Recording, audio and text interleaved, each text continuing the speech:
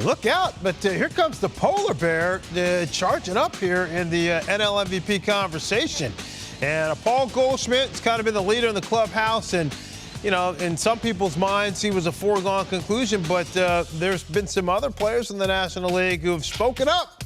And they're stating their claim. You look at Freddie Freeman, who's always the consummate professional. Freeman, a former MVP. Manny Machado literally has had to kind of put the Padres on his back. I mean, no Fernando Tatis Jr. And just recently they had the big trade to get Josh Bell and Juan Soto and Drury. But you know, Soto has not been the guy that we've seen the last few years. So let me go to you first, Carlos. I mean, who do you think? This race has tightened up a little bit. The polar bear, 40 homers, and he's got a chance to lead all of baseball. He's got 130 RBIs. He's got a chance to lead all of baseball in RBIs. Yes, so you're looking at the powers there, also the driving in the run, so that means that he's posting up when they need him to come through in the clutch. So, yeah, he's making a case for an MVP, and you know this, Fran. We've talked about it so much. Black about right there. Look, what are we going to do? Are we going to utilize this MVP? What kind of criteria are we going to use? Are we going to talk about the narrative that the Mets are in first place and he is a huge part of that situation, why he is in first place? Or are we going to go just look at numbers? Because we can say the same thing about Goldie and put him in that context as well, so that's a check. I would have to dive deeper into the numbers. But right here, if we look at the traditional stats, home runs, second, and RBI, he's first. The batting average may not be as high, so what are we weighing? So if you ask me what my pick is, I'm still going to say Goldschmidt, because I can't ignore all the other peripheral stuff, and the narrative is there as well. You know, the St. Louis Cardinals wouldn't be there where they're at right now. By the way, they were not in first place. The Brewers were cruising. Here comes Goldschmidt, absolutely crushing, playing defense, doing all kinds of things, which, by the way, the polar bear doesn't get this type of credit. So I'm picking Goldschmidt. I will say that we'll just throw it out there just to mess with your head a little bit more here. My God, you know what I want to do, right? Yeah, I know, but we're not going there. But you're not allowed. I'm not even going to mention it. But Goldschmidt, and look, it's a long season, so right now Goldschmidt is, you know, he's hit like 220 over the last month or so. A struggle. And again, he's still hitting well over 300.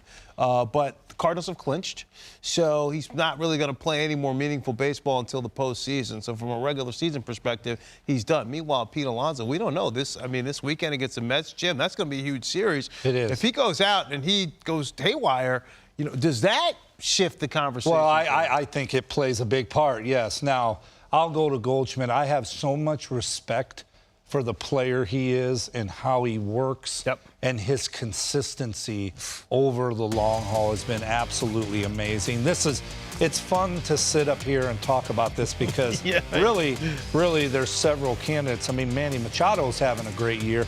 I look at Pete Alonso, I look at 131, I look at 40, and I look at 154 games played. Okay. You know, he's played. Yeah, right. He's posted up.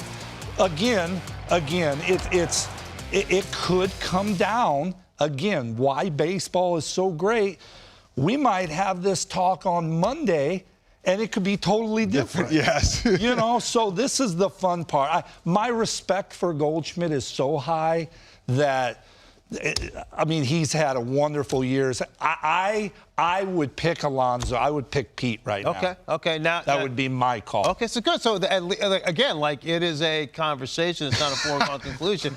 But to get back to help you with Goldschmidt, I think it's safe to say he's a better defender than Alonso. When you start factoring in the defensive metrics, that helps Goldschmidt's cause as well. Yeah, so the reason why I laugh is because this is precisely what you love, this conversation. Right. I mean, let's have a conversation about it. Okay, you know, and before the show, Frank's like, do not mention that idea that you have. But I'm going to have to say it because I want to bounce it off of Jim. No, go ahead. Jim, we need a Most Outstanding Player award. That way we get that out of the way. Like, we're like, okay, we're going to talk numbers only. We're going to figure out what the formula is so that it's very objective. Doesn't matter, context doesn't matter. This is the most outstanding player. Then we can have all this discussion of, like, you know, what matters the most, you know, what team, you know, who has been most valuable. Because we're looking at Machado, I'm like, is he the MVP? You know, if we're talking about, like, the weight of the importance of what he has done with Tatis going down, then Machado has an MVP vote right there, pretty secure because of what he's been able to do for the Padres, and the Padres wouldn't be where they're at without Machado. So maybe now he gets more of a recognition. That constitutes potential votes. And then Goldie gets most outstanding player. But it kind of feels like second place, most outstanding No. It kind of does. It kind of does. Oh, man. We don't want it cut and dried, Carlos. I'm campaigning for this. We want the debate. I'm campaigning for this. Debate. It's not working. We debate about this all the time.